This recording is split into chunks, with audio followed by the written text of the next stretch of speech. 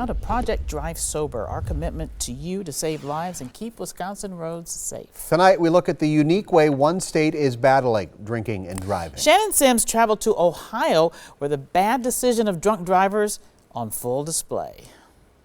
1 in 10 Wisconsin residents have been convicted of at least one OWI, but you would never know it by looking at their car. That's not the case in the Buckeye State. In a sea of red, white, and blue license plates, these stand out on Ohio roadways. Locals call them party plates, not exactly something drivers are proud to show off. Everywhere you go, people know, like, you messed up bad. The plates are a scarlet letter for people convicted of drunk driving. We even found a Facebook page that publicly shames drivers.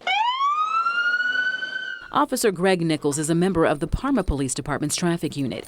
He sees about a dozen party plates a day on his patrol shift, and when he does, he pays close attention. Seeing that does alert us to say, hey, they're been convicted of an OVI or habitual alcoholic, so we may want to check them out and just to see what they're up to. 34. In 2018, the Bureau of Motor Vehicles issued more than 3,100 party plates statewide. Ohio and Minnesota are the only two states where offenders are required to display restricted plates for their first or second conviction. Does it surprise you in Wisconsin that your first OWI is a traffic ticket, no jail time? Yeah, that actually it was quite shocking, to learn that. Offenders spend a minimum of 3 days in jail for their first OWI arrest. When we drove around the Buckeye State looking for the bright yellow and red plates, they weren't exactly easy to find. What we're noticing is those who have these plates do the best to conceal them by putting what we call a film over it, so you can't really detect what it is. In the Ohio City District of Cleveland, breweries, taverns, and bars are bustling. One is all it took. Bartender Davidian Pearl serves up drinks and words of wisdom. Were you fearful, though, you might have to wear those plates? Yeah, I was. I didn't want that. Pearl was convicted of an OWI years ago in Ohio.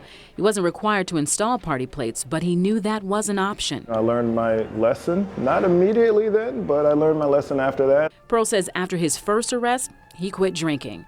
He's just thankful he got a second shot after making one bad decision. I no longer drink, so I am just thankful that my life didn't take a turn in the direction of greater chaos on myself or on another family. But for those who continue to drive drunk, the shame remains.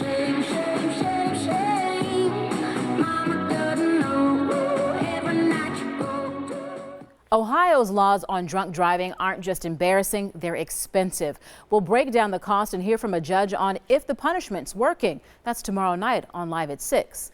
Stephen Carroll? Shannon, thank you very much. If you do have a story to share about the impact of impaired driving on your life, email us at drivesober@tmj4.com or call 866-WI-SOBER.